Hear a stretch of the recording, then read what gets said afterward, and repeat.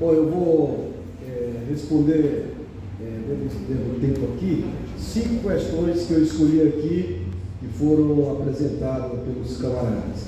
Bom, a primeira é sobre a questão do fascismo. Os fascistas, eles representam a tropa de choque da burguesia. Quando está tudo normal no país, a burguesia não precisa dos fascistas. Mas à medida que vem a crise aguda, os fascistas estão ali à disposição da burguesia. Portanto, não se pode desvincular a questão dos fascistas com o seu mentor, que é exatamente a burguesia. E um elemento também importante para a gente refletir é de que quando os governos eleitos com programas populares falham, eles abrem espaço para as forças fascistas, porque quando eles falham, vem a crise e aí então emerge o fascismo. Nós vimos isso aqui no Brasil com o Bolsonaro. Bolsonaro foi o cara que cresceu na onda da crise, ou seja, inclusive bateu a própria direita clássica, ele se transformou no cara que nos achincalhou durante 4 anos. A segunda questão é sobre o papel dos sindicatos e o papel dos partidos. O sindicato, assim como todas as organizações do movimento social, eles são formados para defender os direitos da categoria que ele representa. O sindicato vai defender os direitos da categoria que ele representa, a sociedade de amigos de bairro vai defender os seus representados, um movimento estudantil vai defender aquela categoria que ele representa. Portanto, as organizações do movimento sindical, elas têm limites institucionais e políticos. E qual é o papel do partido? O papel do partido é diferente, porque o partido ele universaliza o conjunto das reivindicações do sindicato, do movimento estudantil, do movimento das mulheres, de todos os movimentos. E por que ele tem essa capacidade de universalizar? Porque no partido estão os dirigentes sindicais, as dirigentes das mulheres, as dirigentes da juventude, os dirigentes da associação de moradores, e tudo isso enriquece a construção de uma universalização de proposta programática. Então, nós estamos, nos últimos 10, 15 anos, vivendo uma crise, porque o pós-modernismo foi divulgado muito, e muita gente da esquerda comprou essa ideia, porque ele fragmenta as lutas sociais. Ou seja, você não tem mais as lutas unificadoras, você tem a luta disso, daquilo, e não sabe que o inimigo comum que provoca os problemas das opressões, da exploração, etc., é um só. E se perde essa perspectiva, você termina não enfrentando o inimigo como deve. Bom, terceira questão, como unir e mobilizar a nossa classe. A burguesia, ela busca cotidianamente, pelas centenas de instrumentos que tem, nos dividir. Porque quanto mais dividido nós estivermos, melhor para a burguesia. Mais ela tem condições de passar as suas propostas. Portanto, um dos elementos fundamentais do movimento sindical, dos partidos, etc., é lutar pela unidade daqueles que são explorados. Porque no processo de exploração, nós temos um inimigo comum, que é aquele que nos explora. Portanto, mesmo que nós tenhamos divergências sobre como encaminhar a luta, mas tem um inimigo comum. Então nós não podemos fazer 10 centrais sindicais como nós temos no Brasil. Para a burguesia, é a melhor coisa do mundo, ela escolhe com quem negociar. Então nós temos que estar muito atentos para a unidade efetiva do movimento sindical, do movimento social, para que a gente possa enfrentar a burguesia. E outra coisa importante nesse processo de unir e mobilizar os trabalhadores é de que você só mobiliza os trabalhadores a partir das coisas concretas que estão nos corações e nas mentes, nas necessidades.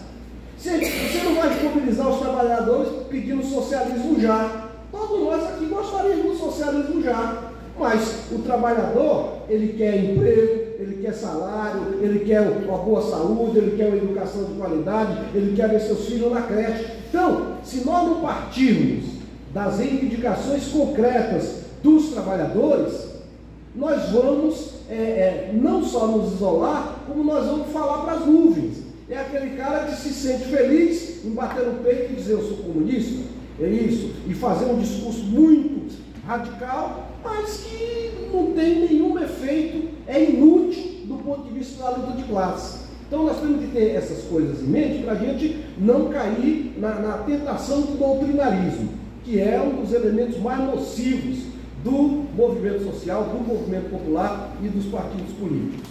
Bom, quarta coisa, a questão do trabalho de base. A esquerda, em geral, meio que abandonou o trabalho de base.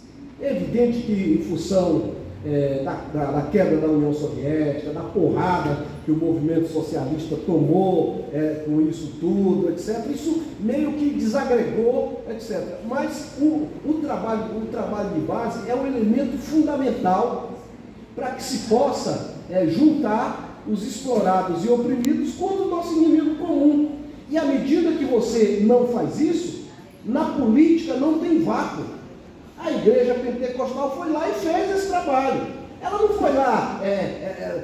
não foi lá pregar só o reino de Deus.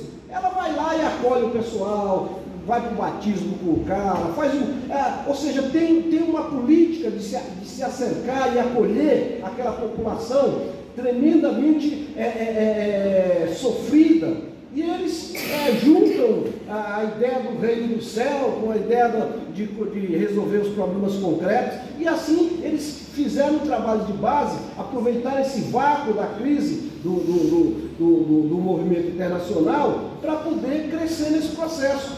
E se nós quisermos fazer as transformações, nós não vamos fazer isso com discurso, nós temos que fazer fazendo o trabalho de base, botando o pé no barro. A esquerda tem que reaprender a pôr o pé no barro, ir lá no bairro, ir na fábrica, nas escolas, na universidade, no local de trabalho, local de moradia, para fazer o trabalho de base. Porque se você não tem esse trabalho de base, você não vai arregimentar esse povo para lutar contra o inimigo comum. E a quinta pergunta, e a última, é sobre a frustração das massas, que foi o Tchaikovsky. Chama de João, que é mais fácil. Olha,